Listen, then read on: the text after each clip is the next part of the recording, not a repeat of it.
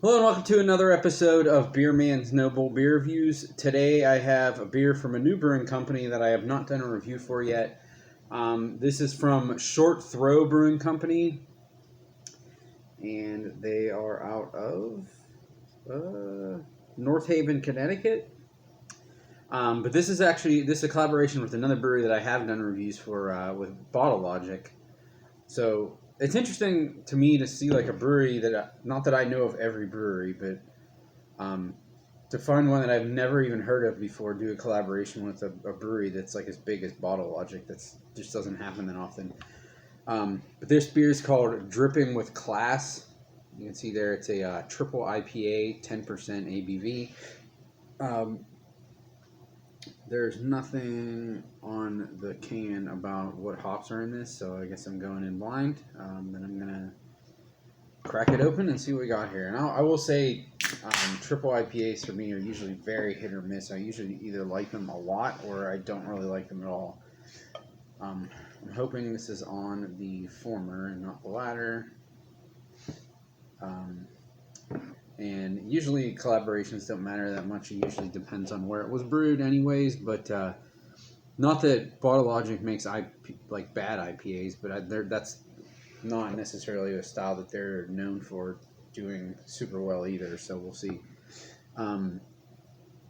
See, it pours a very, very cloudy, darker golden color with a big, fluffy, about finger and a half worth of head.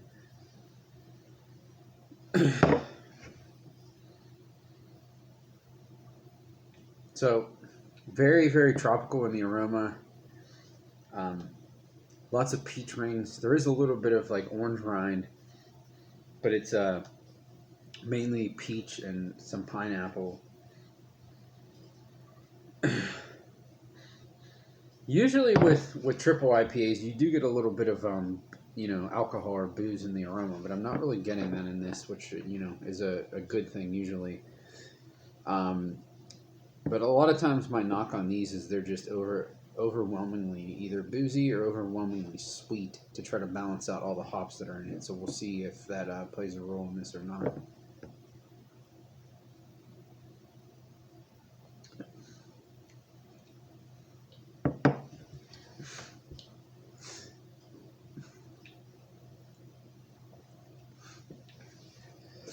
So, I mean, the alcohol is definitely hefty. I'm kind of surprised I didn't really smell it, given how much I taste it.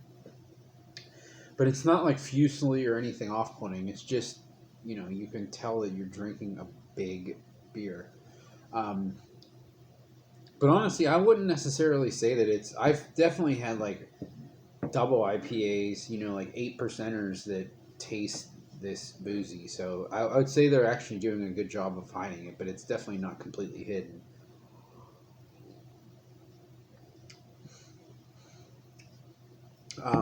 Flavor wise, I would say it's more pineapple than peach. Kind of the reverse of the aroma. I do get a little bit of orangey character, and then a nice bready, doughy finish. The I would say the bitterness is pretty scaled back, but it's also not super sweet either. Um, there's just enough sweetness to balance the bitterness and to cover up the alcohol a little bit. I think that's helping.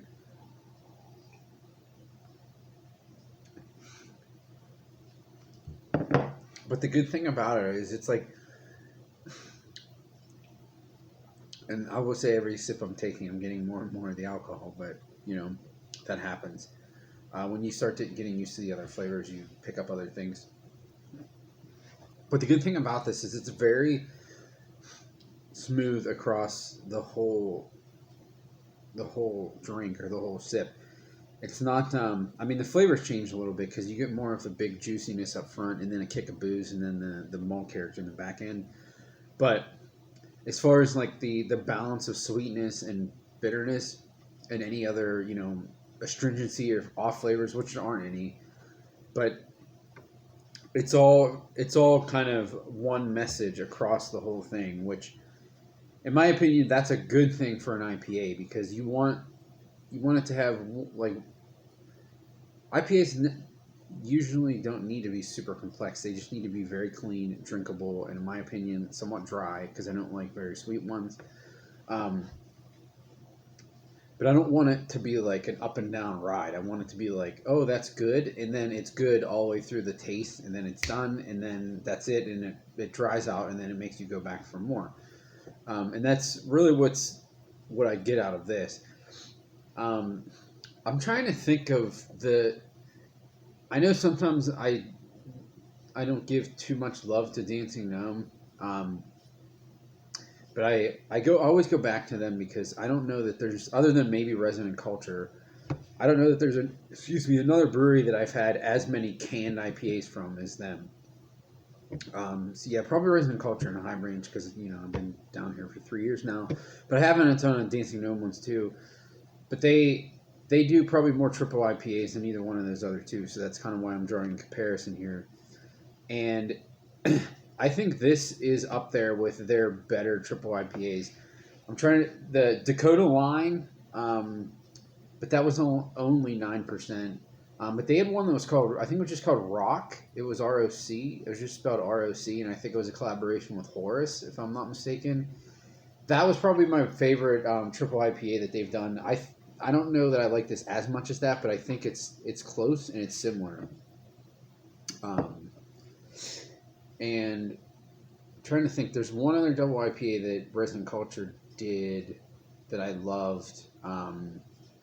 Not God Complex, but they did another one that was that's like an IPA or double IPA, and this is a bigger version of that. And also,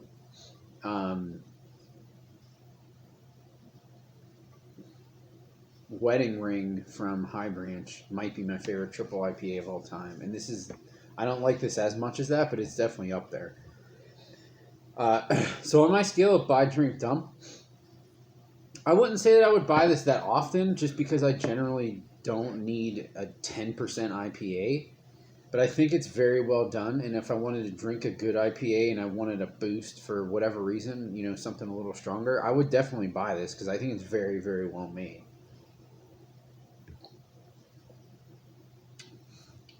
Um, so yeah, this is a buy for me for sure.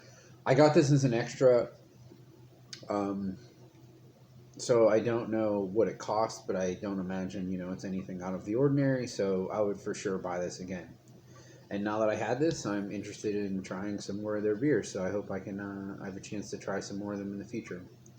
I think that's all I got in this one. Please like, comment, subscribe. Let me know what you think, and I look forward to doing the next one. Thanks.